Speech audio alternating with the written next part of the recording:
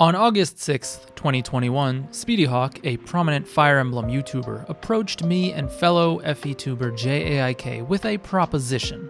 The name of the game was Fire Emblem 7 Co-op. 3 players, 1 playthrough, but every man for himself.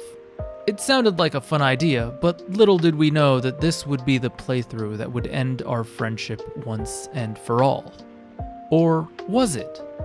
At the time of making this video, we are 5 streams into the series, but I decided to make a fun little series out of this with all my thoughts and planning because there's a lot that goes on in between streams and behind the scenes that I think will be fun to show. I'll also leave a link to the playlist of all the stream VODs because no matter how in-depth I go, it'll never be able to live up to the actual moments of the stream itself, so definitely go check those out. Now, let's dive back into the roots of when it all started. On October 21st, a Discord group was created. The purpose? To meet and agree on a set of rules for this competitive mode in order to push us to our limits. We wanted a balance of both fun and frustration, an avenue to let us roam free but also sabotage each other without compromising the entire run like our FE6 co-op attempt. In the end, we decided on Hector Normal Mode. It had the most recruitable units, the most chapters, and would let us relax a bit about the difficulty in order for us to work individually in our own best interests while sabotaging each other at the same time. With this, we also devised a points scoring system and a mini rule set. I'll put the major details on screen in front of you right now, but in short, we were going to be taking turns in sticking to a strict turn order that would rotate each map. We would also take turns choosing map formation points based on that turn order, and of course, we each were allowed 1 forced interaction with which we could sabotage another player's units. If I said sabotage too many times so far, that's because this is kind of the point. We wanted to make each other miserable. Staff usage is non-consensual, and leaving other players' units high and dry and out to die is encouraged based on the scoring system penalty of minus 25 points per death. After we planned all this out, it was basically just time to wait until Speedy finished his current stream playthrough of the Black Eagles and we'd get started on our run. Then came December 19th, 2021, and it was time. Speedy was almost done with his run, and we had decided that in order to pick our individual teams, a draft was in order. We spun a wheel to pick a turn order to draft in, and in snaking format, we chose units that were sorted into categories based on their time of availability in order to keep the distribution somewhat fair. One thing you should know about me is, I hate losing. Nowadays I've relaxed and learned to appreciate the fun in things a lot more, but that doesn't mean I don't like to win. And until now I hadn't really thought about who I want to draft and how I want to go about the run at all. This kinda just happened and it took me by surprise, so I figured I'll just try and grab some of my favorites and run with them. Except, one of my favorites just happens to be Hector, and that was going to be a highly contested pick when the time comes. The draft order ended up being Jay, then Speedy, then myself. So Jay got first pick in Lin mode, Speedy got first pick in Lords, myself in early phase, and then back to Jay for the last section. Ideally, for me to get Hector, I'll want the first pick in Lords, but in regards to the point system, since we're doing Lin mode, picking Lin here gives you a massive advantage on training your Lord as well, so I wouldn't mind having the second pick there either. What I really didn't want is being stuck with Eliwood. Anyways, we rolled the wheel, and since Jay got first pick, that means I go last for Lin mode, which isn't ideal, but I get to go second in Lords, so I'm spared from getting locked into Eliwood at the very least. I still hadn't planned out too far here, or anything at all, but I was going to get 2 selections with my first pick. So I thought to myself, Lucius was a cornerstone in my own Hector hard mode run, so I knew he had to be my team mascot once more and reprise that role. And if one of the Cavs was available, I guess that would be my other selection, since it only made sense.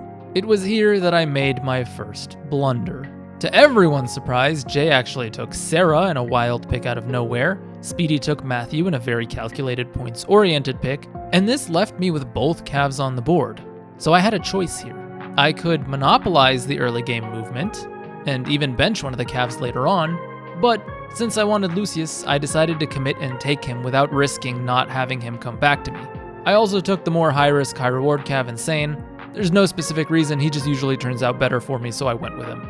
After that, by the time my turn came back around, I didn't really have much choice, so I went with Nils for utility and Wallace for the Knight's Crest in case I decided to early promote Sane. But what I failed to realize in that moment is that I was going to be stuck with only one character all the way until Chapter 7. Next came the Lords category, and to my surprise, Speedy passed up on Hector in order to monopolize the Lin mode points, so I scooped him up immediately. Jay got Eliwood, which he was actually okay with, and then we moved on to the next section. I got first pick in the early section, so I immediately took Oswin since he's old reliable, and then I got Raven in order to recruit Lucius, and Bartray because that was the best pick on the board at that time in my opinion. In the last phase, it was once again back to my turn to go last. This meant 2 selections in one go, but I actually didn't really want anyone in particular here except for Legault for stealing and looting utility. Luckily, by the time it was my turn, he was still on the board, so I went with him and Hawkeye as a guaranteed strong pick that stays relevant into the endgame. After that, I took Ninian, a guaranteed recruitable dancer who'd be very useful, Heath, and Geets, both red units without bonuses who I wasn't even guaranteed to be recruited, as well as Athos for the final chapter, Crutch if I needed it. Now, remember when I said I made a blunder? If you haven't seen it already, this roster of 13 has 2 glaring weaknesses. Nils and Ninian are never on the field at the same time, so you can consider them one unit. Athos isn't recruitable until the final chapter, and I can only have one of Geets or Wallace. This is effectively a -3 to the amount of units available on my roster total, leaving me with a total of 10. And if that wasn't enough, Raven, Legault, and Heath are all red units, meaning that if my quote-unquote friends decided to not be nice to me, they could kill them off and deny me my units. Lucius's recruitment is also tied directly to Raven talking to him, so if you remove those 4 from the equation, that's another -4. That leaves me with a guaranteed Hector, Bartray, Oswin, Sane, Ninian, Hawkeye, and not much room for error. It's a solid team in normal mode, but losing one of these units will be devastating. But that was that, and with the draft over with, we were now a week out of starting our run, and I still had nothing planned or thought through. After all, this is Lin mode we're talking about. What could possibly go wrong?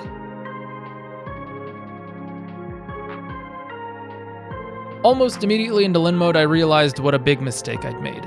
In choosing Sane, I cornered myself into starting with only a singular Iron Lance against the massive influx of early game axe units. I struggled heavily and fell very behind in the first 2 chapters, but thankfully Jay was nice enough to contribute an Iron Sword, and from there we were off to the races and nothing really exciting happened until Chapter 6. Chapter 6 marked a pivotal moment in this stream and sparked the beginning of the deterioration of my once loving relationship with Speedy and Jay. In Chapter 6, Matthew joins you, and close by there is a very valuable Angelic robe. Jay and I luckily both had the same line of thought. We can't let Speedy have this for free, and we actively worked to deny him the robe. At first, we tried blocking the house so you can't recruit Matthew. Turns out, if you don't recruit him on turn 1, he just comes out by himself on turn 2 anyways. Then we timed it so that we could stand on the chest so Speedy can't open it with Matthew. We gave Speedy the opportunity to pay us in raw cash later, something I had actually thought about since I'm going to be very poor at the start of Hector mode, but he refused and the robe would be forever lost in this run. But more importantly, we had made Speedy mad, and there would definitely be vengeance down the line for this. The rest of Lin mode was fairly uneventful. Speedy monopolized the points in the first half of the mode and got out to a very strong lead, while I carried the latter half as soon as I was able to get Lucius and Nils and make the most of my units. I was able to successfully catch up and get Lucius to level 8 and Sane to level 9 by the end of Lin mode while not being too far behind Speedy in points to contend.